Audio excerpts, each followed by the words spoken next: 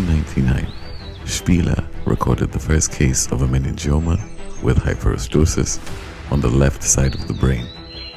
16 years previously, a man had fallen and injured the left side of his head. 8 years later, he developed a swelling, paresis, headache, vomiting, speech paralysis, and convulsions. Optoscopy revealed bilateral optic neuritis, prompting surgery. Surgeons removed a bulging bone fragment from the calvarium and detected a new growth in the left motor area. The bleeding was severe and he died a few hours later. Spieler stressed the importance of head trauma in hyperostosis. The idea that head injuries cause intracranial meningiomas, on the other hand, dates back to the time of Louis Antoine. Bussaud, Le Boulay, Pahon, and Najib recorded similar cases of meningiomas in the early 20th century.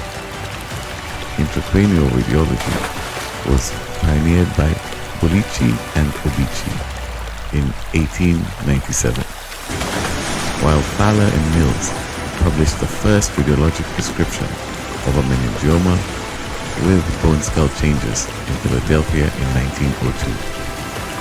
The first radiologic description was precise and clear, with a considerable shadow between the coronal suture and the posterior meningeal artery.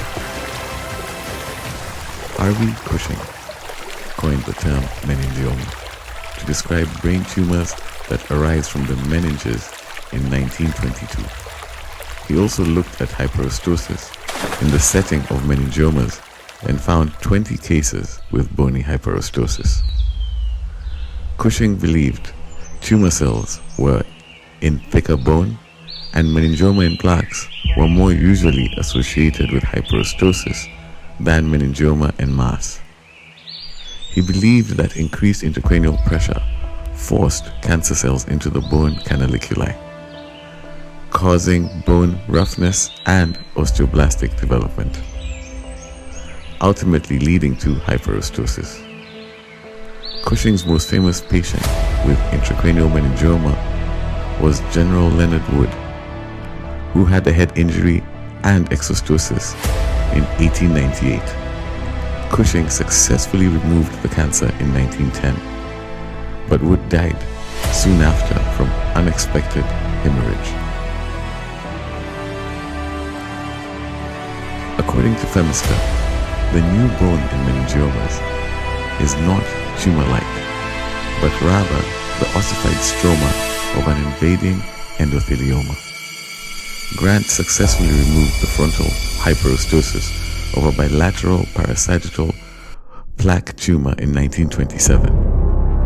In the early 20th century, Trossat, Martin, Duchalme, Weiser, Taylor, Chladni, and Wilkerman began investigating the mechanisms of hyperostosis in cerebral meningiomas.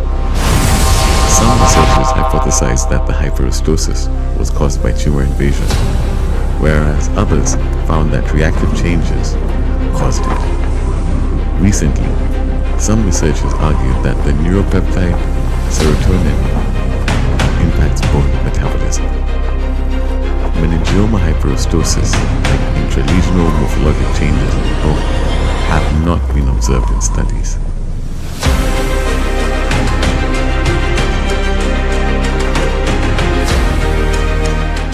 Allowing researchers to investigate the precise molecular and biochemical causes.